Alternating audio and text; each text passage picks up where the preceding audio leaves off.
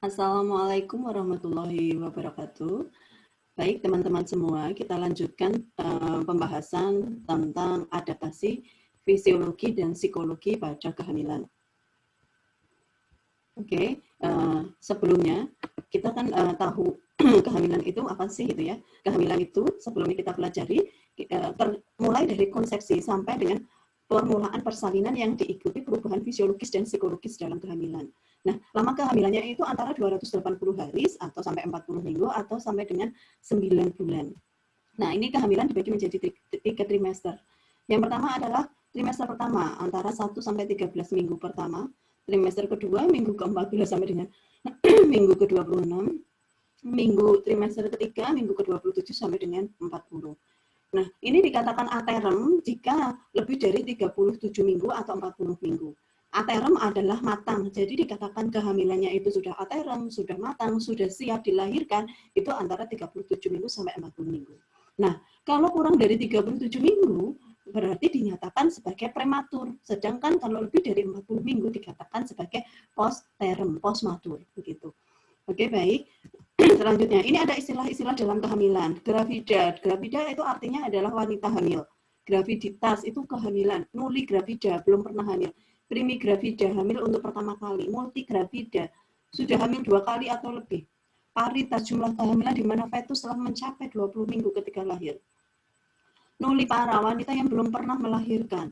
Primipara, wanita yang baru pertama kali melahirkan. Multipara, wanita yang sudah pernah melahirkan lebih dari 2 kali. Viabilitas, kemampuan bertahan hidup di luar uterus. Biasanya jarang bisa bertahan jika fetus kurang dari 22 minggu dan berat badan kurang dari 200 gram. Oke, ini istilah-istilah dalam kehamilan. Jadi kalau sudah dikatakan gravid itu berarti dia hamil gitu, wanita hamil. Kemudian kalau primigravida, multigravida, kalau sudah gravida berarti dia dinyatakan dia hamil yang ke gitu ya. Primi berarti kan pertama, multi berarti kan sudah berkali-kali atau lebih dari 2 kali begitu.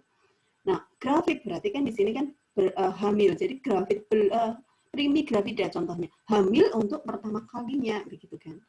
Contoh yang para itu kan tadi katakan para itu kan dari kata paritas, di mana paritas itu jumlah kehamilan yang sudah dikeluarkan mencapai fetus atau sudah dikeluarkan begitu ya. Dikatakan dia sudah viabilitas kan dia sudah mampu bertahan kurang lebih dari 22 minggu dengan berat badan kurang dari 500 gram. Maka disebut sebagai viabilitas. Begitu. Disebut sebagai viabilitas. Artinya, kalau dia melahirkan sudah usia lebih dari 22 minggu, katakanlah habis 22 minggu dia dilahirkan kemudian dia nggak kuat dan dia meninggal si bayi tadi, itu juga dia sudah dikatakan sebagai bayi yang telah dilahirkan, maka sudah disebut sebagai para, sebagai wanita yang telah dilahirkan gitu. Dia sudah melahirkan anak itu walaupun usianya kurang dari dia tidak bisa bertahan hidup gitu, katakanlah seperti itu. Oke, ini status obstetri. Status obstetri ini tujuannya untuk mengetahui status ginekologi, obstetri dan ginekologi pada wanita yang hamil, ya, ataupun ibu habis melahirkan. Jadi ini kalau sudah mahasiswa juga harus paham ini pada saat melihat status RM rekam edik dari pasien, mahasiswa sudah paham. Oh, pasien dengan G berapa, T berapa, A berapa, gitu. Ini sudah jelas. Ini contoh status obstetri kehamilan GPA gitu ya. Apa sih GPA ini tadi keterangannya? Yaitu ada graviditas, jumlah kehamilan saat ini, partes, jumlah kelahiran saat ini, dan abortus, bagaimana riwayat keguguran yang telah dialami. Kemudian status partes PA ini partes dan abortus. Oke, maksudnya di sini adalah jelas teman-teman. Contoh nih, kayak Bu Happy begitu ya. Tapi saat ini Bu Happy nggak hamil. Jadi contohnya begini ya, kasusnya gini. Seorang ibu Happy katakanlah, ibu Happy saat ini hamil 32 minggu. Kemudian sudah mempunyai anak 2 begitu kan. Jadi status obstetrinya adalah Bu Happy tidak pernah abortus begitu ya. Jadi status obstetrinya graviditas, jumlah kehamilan saat ini. Bu Happy hamil saat ini adalah ketiga, berarti G3. Kemudian dia pernah melahirkan, saat ini kan anaknya udah 2 begitu ya. GPA, P-nya 2, A-nya 0 karena belum pernah abortus. Ya. Nah, kalau Bu Happy sudah melahirkan nih gitu. Status obstetrinya apa? Sudah nggak pakai G lagi. Jadi tinggal P dan A. Berarti gimana? Tadi kan G3, P2, A0.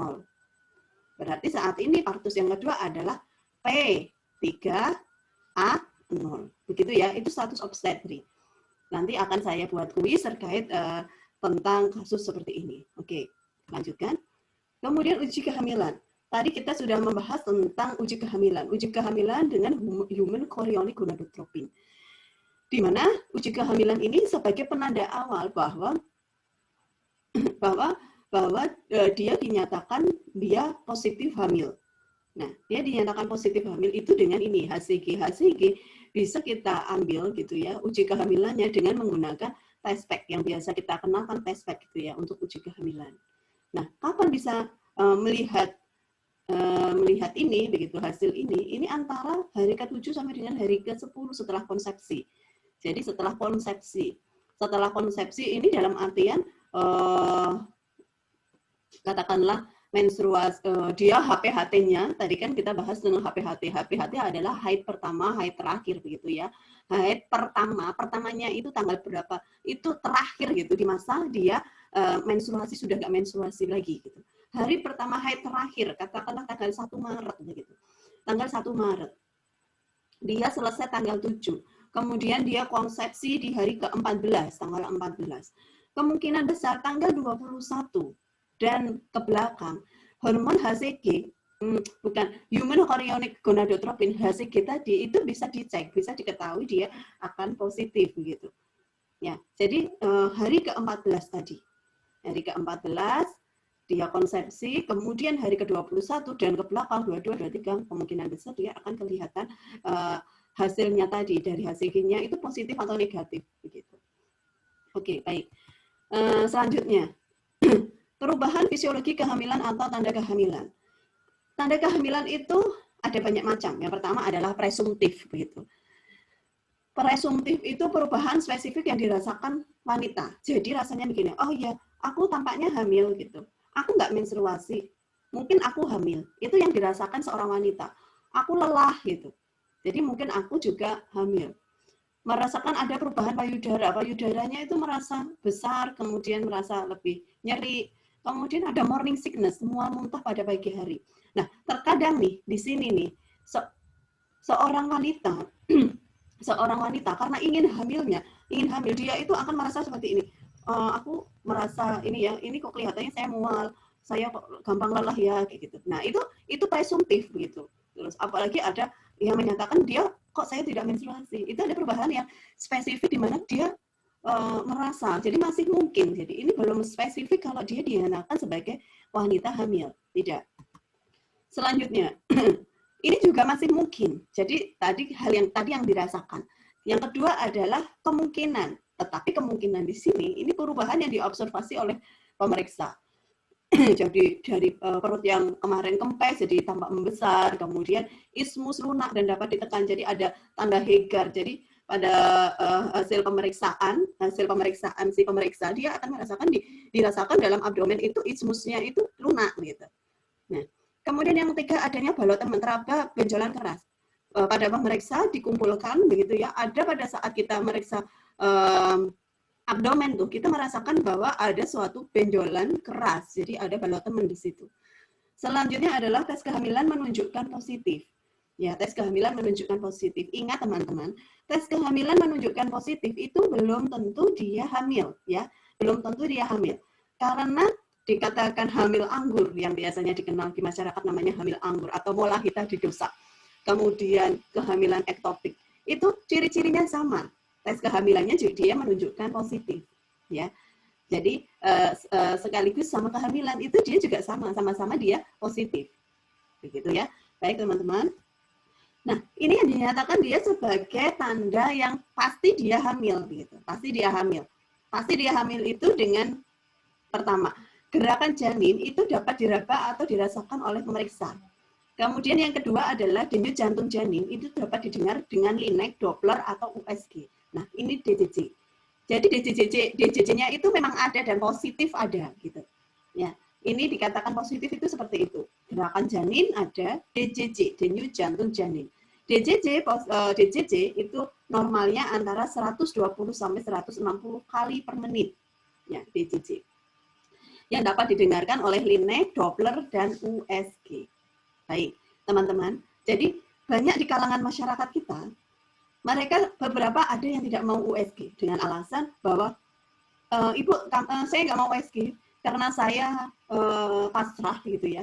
Saya pasrah dengan hasil dengan diberikannya Allah gitu ya. Kita akan mendapatkan anak perempuan atau laki-laki. Padahal itu salah. Untuk melihat anak dia untuk mengetahui di anaknya laki-laki atau perempuan itu sebuah bonus. Tapi USG ini bagus untuk mengetahui bahwa apakah di situ benar-benar ada bayi, ada janin yang dia memang aktif. DJJ kelihatan dari USG begitu ya. Kemudian berat badan janin, tafsiran berat janin, kemudian panjang janin. Nah, itu bisa terlihat semuanya di USG. Ini yang perlu kita luruskan kepada masyarakat bahwa USG itu nggak hanya serta-merta untuk mengetahui jenis kelamin, tidak. Tetapi banyak hal yang positif di situ. Kalau jenis kelamin itu hanya sebuah bonus begitu ya, bonus itu bisa melihat gitu ya, kira-kira jenis kelaminnya laki-laki atau perempuan. Oke, baik. Ini adaptasi dalam kehamilan. Banyak sekali terkait tentang adaptasi kehamilan. Perlu diingat adaptasi dalam kehamilan ini dihubungkan dengan peningkatan hormon estrogen progesteron. Jadi memang dalam kehamilan itu yang akan meningkat melejit adalah hormon estrogen dan progesteron. Yang kedua adalah penekanan dari uterus yang membesar. Yang ketiga, melindungi fungsi tubuh yang normal, memenuhi metabolik kehamilan, menyediakan lingkungan yang tetap tumbuhnya janin, gitu ya. Ini perubahan maternal pada trimester pertama. Yang pertama adalah adanya spotting atau bercak darah. Jadi pertama itu memang ada tampak bercak darah. Ini memang terjadi sekitar antara 11 hari sampai 28 hari. Karena ada proses implantasi di sini. Ya. Terjadi 11 hari setelah konsepsi saat terjadi implantasi. Jika siklus mens 28 hari. Ada amenor begitu, tidak menstruasi, mungkin nyeri dan pembesaran payudara, ada rasa kelelahan, sering kencing, morning sickness ya, sampai minggu ke-8 sampai ke-12. Morning sickness itu mual muntah ya pada pagi hari, ya, morning sickness. Kenaikan berat badan 1 sampai 2 kg selama trimester pertama. Kemudian trimester kedua, uterus akan terus tumbuh gitu ya. Karena kalau tidak ada pertumbuhan, ini berisiko apakah bayi terus berkembang dengan baik atau tidak. Setelah 16 minggu, uterus setengah antara simfisis dan pusat. Berat badan semakin bertambah, ibu merasa punya banyak energi. Pada 20 minggu fundus mulai dekat dengan pusat, payudara mulai mengeluarkan kolostrum. Ibu juga merasakan gerakan bayi. Nah, jadi pertama-tama ibu itu dia pada trimester kedua sekitar usia ke-20 minggu. Kolostrumnya itu sudah keluar gitu, beberapa kali. Kemudian berikutnya adalah mulai adanya perubahan pada kulit. Karena ada perubahan hiperpigmentasi, karena ada perubahan hormon estrogen dan progesteron yang meningkat tadi, itu akan berdampak begitu ya. Salah satunya perubahan pada kulit gitu. Ada perubahan pada kulit ya, itu yang pertama. Jadi seluruh tubuh pada ibu hamil itu ada beberapa yang akan menghitam. Contoh hiperpigmentasi pada area wajah, jadi disebut kloasma. Jadi di wajah ini tampak menghitam begitu ya. Kemudian kedua adalah ada stretch marks, guratan putih pada perut. Jadi di sini stretch marks itu memang fisiologis, dimana kalau ibu hamil dia kemungkinan besar dia mengalami di daerah abdomennya dia mengalami menghitam atau stretch marks, jadi tampak ada guratan-guratan putih pada perut. Kemudian linea nigra, jadi linea nigra itu kalau wanita tahu gitu, di perut itu ada garis gitu antara umbilikus ya sampai dengan simfisis pubis itu tampak ada garis menghitam, linea nigra. Maka itu di linea nigra itu akan tampak lebih menghitam jika ibunya hamil gitu. Pada wanita hamil dia akan tampak lebih menghitam lagi.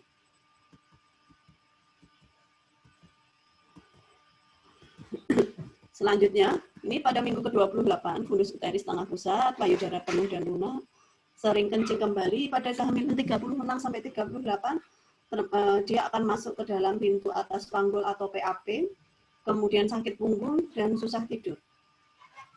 Oh ya, ini di trimester ketiga ada kontraksi palsu atau meningkat. Nah, peningkatan berat badannya itu dalam keseluruhan dalam proses satu kehamilan itu biasanya akan mengalami kenaikan minimal 10 kg dalam proses kehamilan. Oke, baik, kita lanjutkan ke perubahan sistem reproduksi. Selama kehamilan, estrogen dan progesteron juga meningkat, di mana akan menekan hipofis anterior sehingga sekresi FSH dan LH tertekan dan tidak terjadi pematangan folikel dan ovulasi. Di sini siklus menstruasi terhenti setelah implantasi, ovum yang telah mengalami fertilisasi dan filikorialis membentuk HCG juga. Kemudian selanjutnya uterus. Uterus juga akan bertumbuh terus begitu ya pada trimester pertama. Dan disimulasi oleh kadar estrogen dan progesteron yang tinggi. Pada minggu ke-7, uterus akan sebesar telur ayam. Pada minggu ke-10, uterus sebesar jeruk 2 kali lipat ukuran sebelum hamil. Pada minggu ke-12, uterus sebesar jeruk bali. Setelah 3 bulan, pembesaran uterus berlanjut, terutama disebabkan oleh tekanan mekanis fetus yang berkembang. Pada minggu ke-12 sampai 14 dapat dipalpasi di atas simfisis pubis. Pada minggu ke-22 sampai 24 dia akan mencapai pada PX ya, processus spoideus pada saat ada. Pada minggu ke-6 segmen bawah uterus lunak dan dapat ditekan karena ini ada tanda Higger yang positif. Nah, ini perkembangan dari uterus. Uterus itu akan semakin hari, semakin tiap minggu dia akan membesar begitu ya. Jika dalam uterus ini tidak ada pembesaran, ini suatu hal yang dipertanyakan gitu ya, yang dipertanyakan. Dan memang harus dikonsultasikan ke dokter. Oke. Baik, ini terkait ini TFU untuk mengetahui usia kehamilan. Kalau hasil USG untuk mengetahui usia kehamilan itu cukup dengan USG nanti terlihat di situ, perhitungan dari dokter ditentukan usia kehamilannya, gitu ya. Nah, ini perhitungan yang bisa kita lihat dengan tinggi fundus uteri, ya, tinggi fundus uteri TFU. Jadi tinggi fundus uteri pada saat kita palpasi dengan untuk asuhan persalinan, bukan asuhan persalinan, apa itu namanya? Untuk pemeriksaan kehamilan, salah satunya melihat usia kehamilan, gitu ya. Kita leopard, kemudian kita lihat bahwa hasil leopardnya itu atau tinggi fundus uterinya itu diketahui berapa sentimeter, gitu ya. 23 cm kah, 25 cm kah, gitu ya. Atau berapa sentimeter yang kemudian kita akan menghitung perkiraan usia kehamilan. Jadi rumusnya ini nih, rumusnya. Ini yang perlu diingat dan kemungkinan besar kalau kita uji kompetensi ini pasti akan keluar. Contoh, usia kehamilan dengan rumus TFU kali 2/7 dikali 2/7. TFU-nya katakanlah 14. 14 bagi 7. 14 bagi 7 berapa? 14 bagi 7, 2. Berarti berapa bulan nih? Usia kehamilan 4 bulan. Contoh usia kehamilan yang kita hitung dari hitungan minggu. Kita hitung lagi, TFU-nya adalah 14.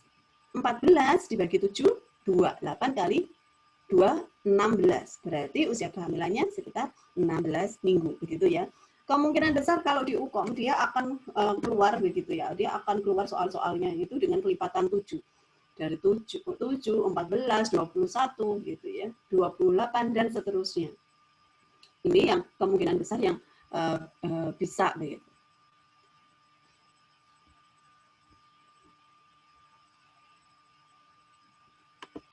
Oke. Sebentar.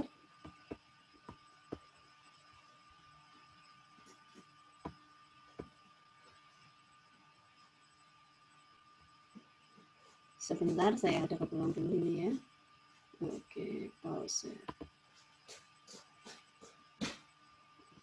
Kita pause dulu ya, ini aman ya, di pause ya, ya.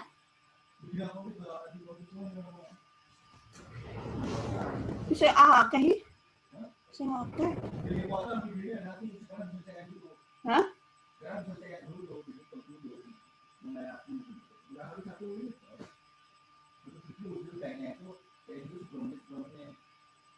Gitu.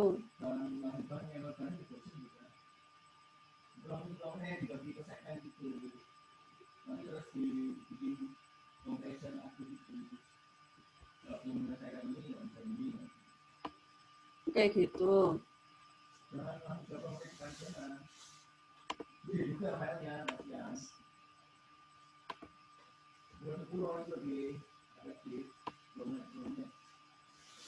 Ya tadi udah lama.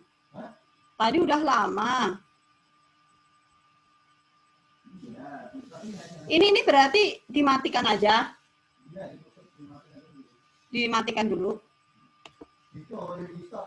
Di stop ya.